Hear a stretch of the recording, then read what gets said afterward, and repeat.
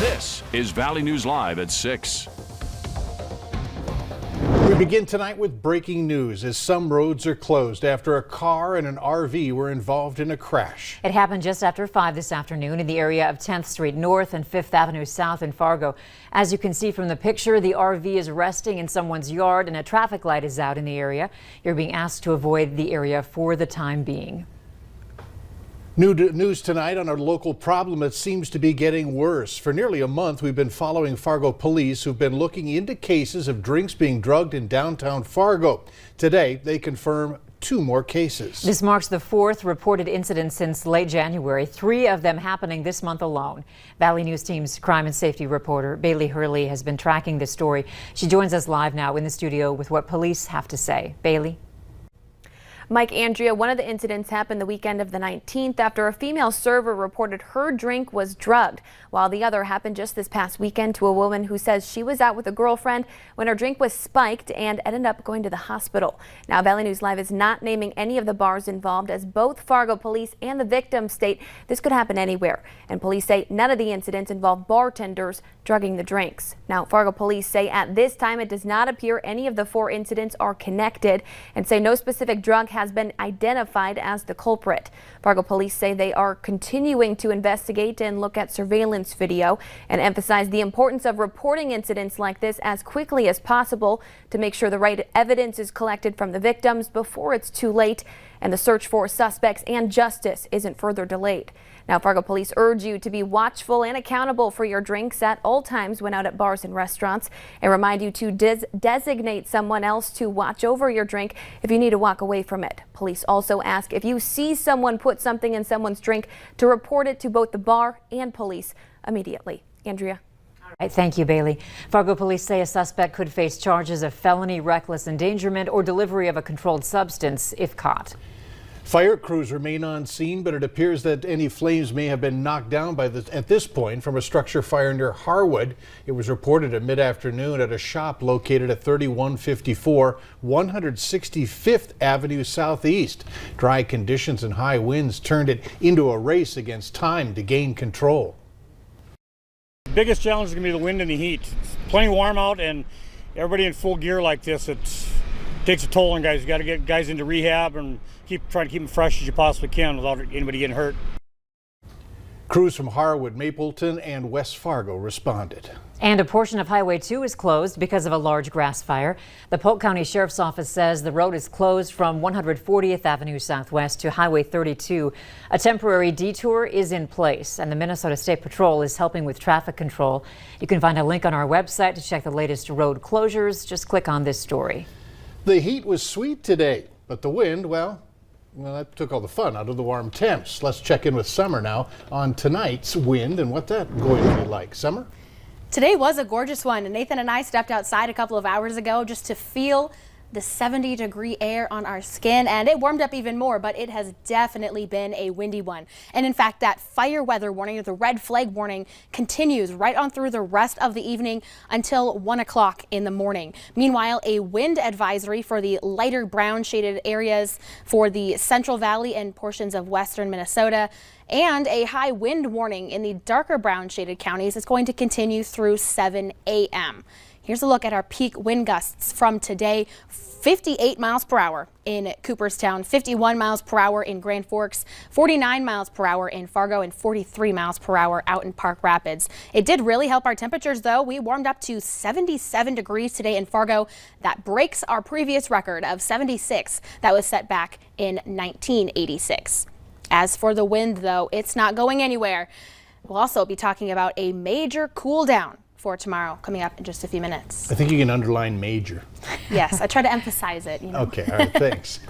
Police are now looking for 2 other suspects who they say may be involved in a West Fargo shooting that left a 12-year-old boy with gunshot wounds to his leg. Jamond Walker and Leatus McGee are wanted in connection with the shooting that took place last Sunday night. Court documents say the shooting was deemed a drive-by and may have been in retaliation from an earlier incident. Garrett Morin and Deontay Taylor were arrested. Morin said he and 3 other people drove to West Fargo to buy marijuana. Morin told investigators that when they drove past the victim's home, the front seat passenger said, "That's the house," and fired rounds into the home before they drove away. The boy may suffer permanent loss or impairment from his injuries. A Grand Forks woman has been charged with attempted murder, accused of hitting a 61-year-old man several times with a hammer. Alana Rose Ranasanti is also charged with aggravated assault and burglary. The incident happened last Thursday at 2339 South 17th Street South. Authorities say the victim had many deep cuts and bruising on his back. Doctors found a skull fracture and a possible brain injury. Authorities also state that Ranasanti did not know the victim, didn't live in the apartment, and didn't have permission to even go inside. The charges against a teenager accused of causing a crash that killed his friend last month have now been changed. 21-year-old Isaiah Johnson was thrown from the car that 19-year-old Elijah Vistens was driving and died from his injuries. Vistens was originally charged with criminal vehicular homicide along with other charges, but the vehicular homicide charge has been changed to manslaughter. An assistant Cass County State's attorney told us the charge was changed due to new evidence coming to light, but couldn't comment further. 26 people were arrested in Hubbard County after being involved in a protest of the Enbridge pipeline. Protesters were standing on the side of Highway 71 at a pipeline crossing in Lake Alice Township last Thursday. A dispersal order was given to those who were on the highway and trespassing on private property. Those who remained were taken to jail and are waiting to be arraigned. In Minneapolis tonight, the start of what's expected to be a tense and emotional murder trial. Former police officer Derek Chauvin accused of killing George Floyd after cell phone video from the scene showed him with his knee across Floyd's neck for about 9 minutes after he was handcuffed and forced to the ground. Reporter Jay Gray has the latest.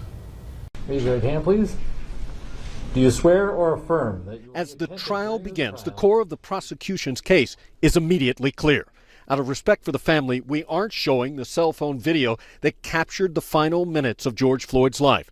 But the state wants to make sure jurors do see those images, opening with the video and including pictures of the incident on a timeline displayed in the courtroom. Mr. Derek Chauvin betrayed this badge when he used excessive and unreasonable force upon the body of Mr. George Floyd.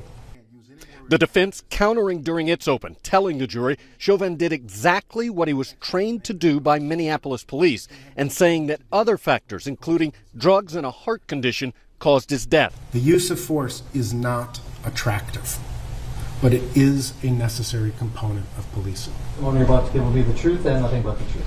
Thank you. The first witness, Jenna Scurry, is a 911 dispatcher who watched the events unfold from a street surveillance camera, and for the first time in her career, called a police supervisor. It was a gut instinct of, in the incident, something's not going right. The truth and nothing but the truth. Yes, I do, sir. Donald Williams lives in the neighborhood and was in the crowd as the situation intensified. His breathing was getting tremendously heavy and tremendously harder for him to breathe, and you actually could hear him. You could see him struggling to actually gasp for air. Minutes later, Williams telling the jury he saw Floyd fade away. Attorneys say there are about 400 potential witnesses in this case. Of course, they won't all take the stand. The trial is expected to last 3 to 4 weeks. A Fargo restaurant is taking to social media after this sign on their bathroom door upset a customer. Management at Luna says it got an email from a customer who went to the restaurant over the weekend and stated that they were offended and chose not to use the restroom. The restaurant responded today by saying the truth is we consider gender-neutral bathrooms to be a very small way. We can let our community know that we can take inclusivity very seriously. You can read their full response on our website at valleynewslive.com. Just before the state Senate was set to vote on the controversial transgender sports bill, lawmakers instead gutted the bill and replaced it with one calling for a study on the matter. The study will look into the potential impacts a policy like the one proposed would have. We'd have the time to find out what some of these other states, if they find language that works, stuff that is not a violation of Title IX, that is, able to hold up in courts, and then maybe we can pass that and make sure that what we pass doesn't become an unnecessary lawsuit. The Senate passed the new proposal by a 2-to-1 margin. It now goes back to the House. Later on Valley News Live at 6, UND's upcoming game this weekend falls prey to COVID. The latest on that and whether NDSU will play. And I hope you were able to enjoy the very mild weather we had today, because major changes are coming. We'll be falling to the 50s within the next couple of hours and eventually into the 20s overnight. I'll let you know how cold we're going to be for our Tuesday in your forecast coming up right after this break.